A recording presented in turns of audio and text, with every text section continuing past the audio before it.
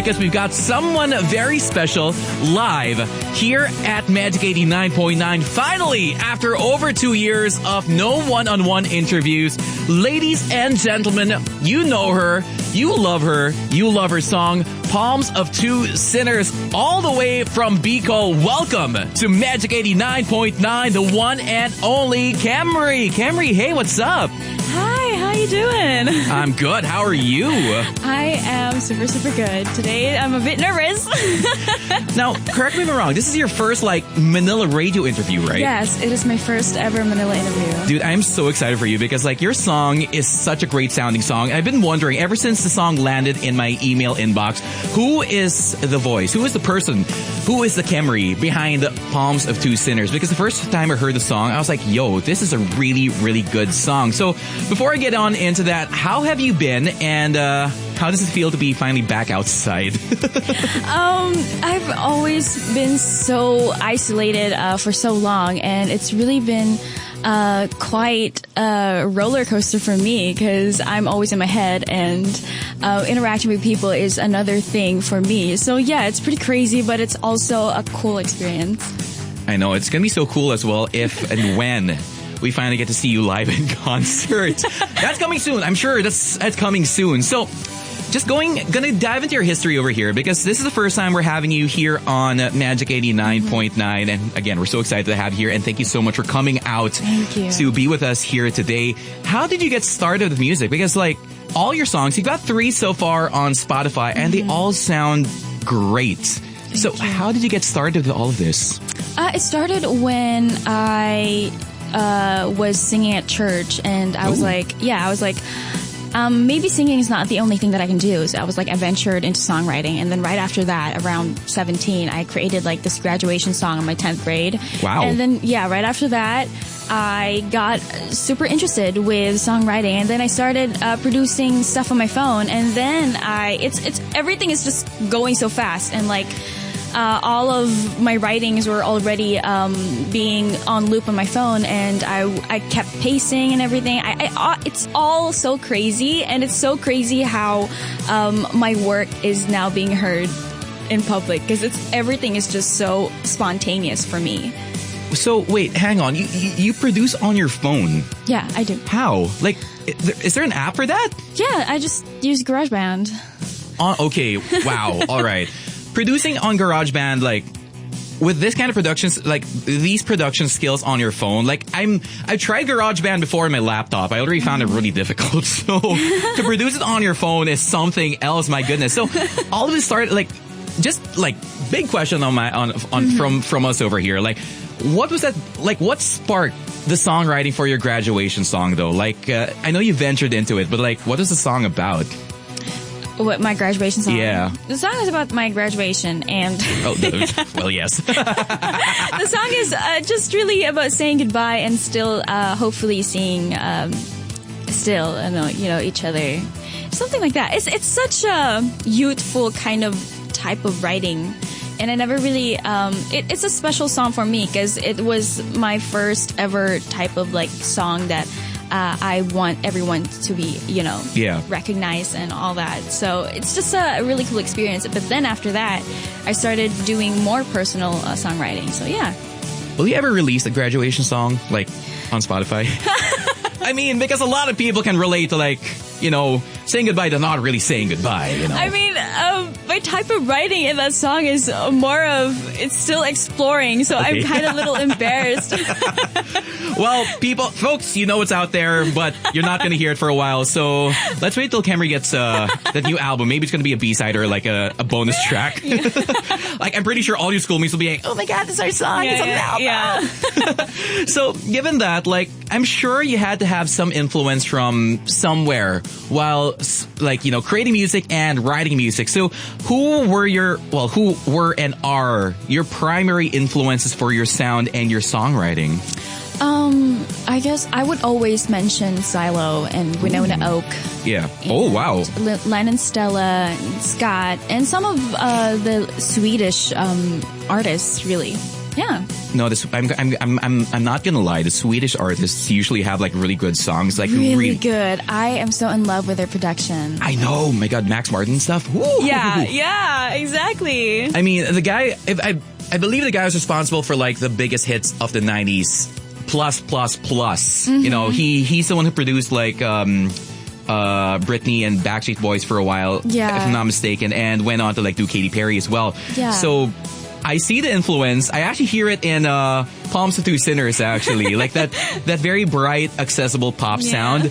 So with that, like, you started out with Impressions in 2020, Cruel House in 2021, and now the song we have here at Magic, which is Palms of Two Sinners, this year, 2022. So can you tell us as well the stories behind these songs?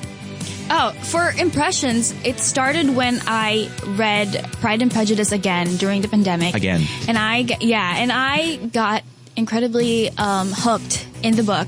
And then I started writing how I think Jane Austen wrote the book. So I kind of like I had my own version of it. And then, I started recording it in the bathroom around 4 a.m. Wow. Yeah, for like 3 consecutive nights. And producing it at the same time. So before it was actually officially released in the label, it was actually posted already in my YouTube channel along with my other songs. And then like the graduation song. I mean, but with Cruel House, it's also it's more of written during there was this huge storm in Bicol that year. Oh my goodness, yes. Yes. And I kind of wrote it in behalf of that. And some of my feelings it's really, my songwriting is just really whenever I'm in the zone or like when I'm in my head. And it just kind of influences with the sound. So it's like I'm exploring sound and I'm exploring words at the same time. So with Palms, it's the same thing. But it's more of stories that I have accumulated from my friends and all those experiences that they had, and I kind of written it in my own perspective.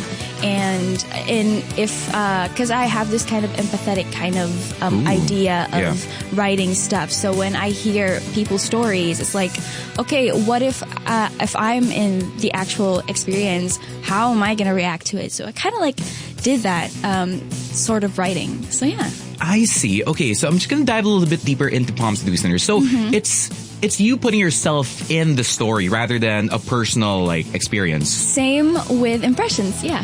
I see. Okay, interesting. So because it was mentioned like in I believe another press kit that it was inspired by a whirlwind love affair that tore you in two. So the thing is, like, the song itself is like an amalgamation of different stories put together in one. Yes, but I kind of like made up this kind of story where if I had someone, if I had this kind of lover that I don't see at all, and I have this kind of long distance relationship with this person, and it's like I know that in my family background it's too strict, like it's not like we're not actually like good together and all that. How am I going to feel? Like, what decision am I going to make? I'm just in this toxic kind of cycle, and it's addicting, but you know that it's wrong at the same time. Yeah. Oh my goodness. Like, you know, to be young and in love and to make all these heavy decisions, you know, I've been there at some point. So I'm pretty sure a lot of people can relate to exactly what went through your head as well. Like that narrative, that story, it's a tale as old as time, you know, like, I mean, there's something very Romeo and Juliet-esque about it. Yes. Although, at least this time it didn't end with, you know, everyone killing each other. So. Yeah.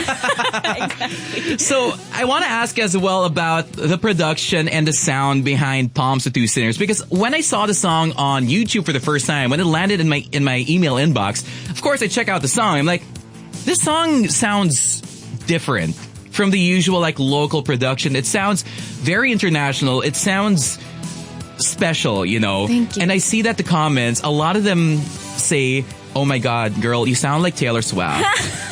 And so, like, how did you, like, I know that your influence is Swedish pop, and it has a bright sound, which of course, like, it also translates to some of Taylor Swift's, like, older material, like from the Love Story and the 1989 era, 2015. Just getting years mixed up.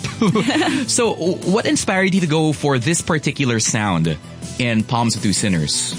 I guess I have this type of idea in my head where what if I associate sound with my feeling? So I guess I kind of associated how I kind of felt during that time when I was writing the songs. I was like, I want this to sound dreamy. I want this to sound cinematic.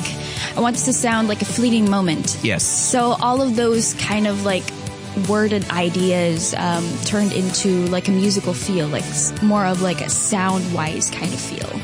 I get that because the song itself sounds like it was fit for the production and the music behind it. Yes. So the whole idea of the song, the whole like concept, you already kind of had it in mind, but you know, and then you just made it a reality. Yeah, I kind of like it's just really interesting to me how sound is associated with words. Yes. And like when you hear the word cloud, how do you sound cloud in your head? It's something kind of like it's still a blur in my mind, but if I hear it, I kind of get it. Yeah. So, yes, those are some of the ideas that I think that I cannot articulately like explain because I just want people to experience it, I guess. And that's by sound. That's, you know what, that's such an interesting way to like go about music. Like, you mentioned cloud. A lot of people will have different ways of interpreting that, right? Like, it's hard to, you're right, it's hard to articulate. Like, for me, I'll probably say like, if you say cloud, I would think fuzzy. Some other people would say soft. Some other people would say, you know, you think of thunderclouds and they'd be like, oh, it's going to be like a heavier beat or a heavier song. Like, interesting way of putting it. Oh my God, I can't wait to hear more of your music then. So actually, given that though, with 3 singles already out, what's next for you, Kemrie? Kemrie, oh my goodness. It's okay, I get that a lot. It's fine. But think so hard about it, like, Kemrie. Great. Congratulations. Butcher the name live on air.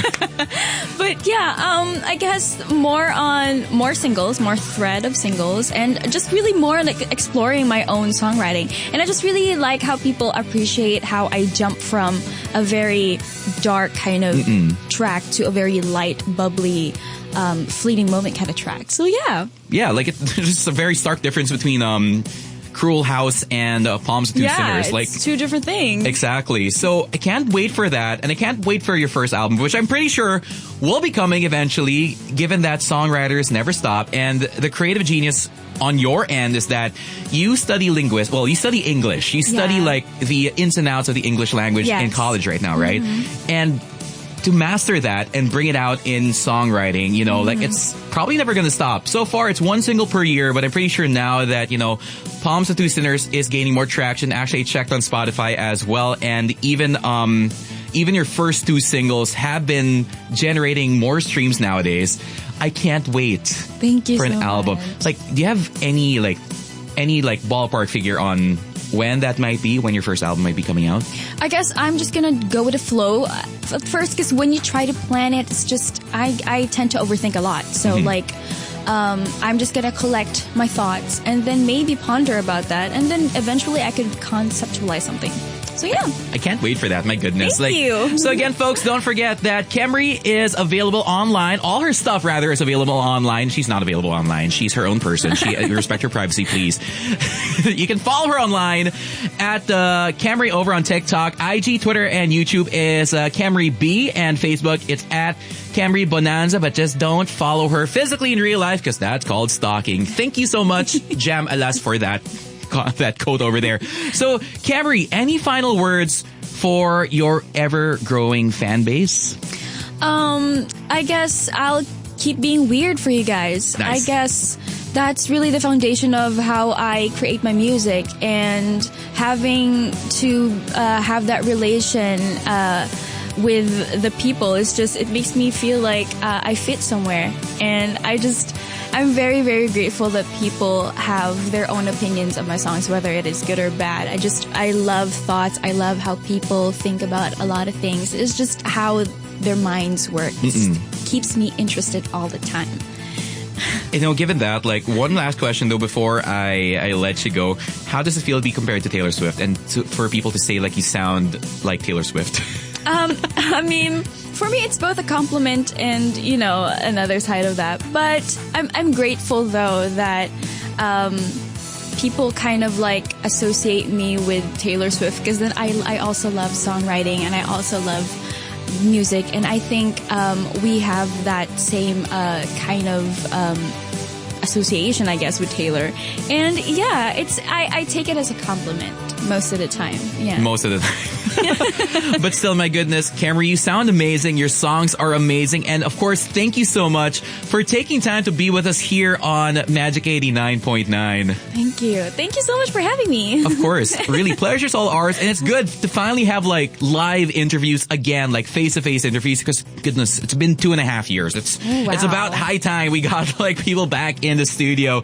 So again, folks, don't forget to stream Palms of Two Sinners everywhere online. And of course, don't forget again to follow Kemrie everywhere online. Just online, please. And of course, don't forget to vote for her song on the Magic Pop 30. Once again, folks, my name is Mig Santillan. Of course, this again, it was Kemrie here live in the studio.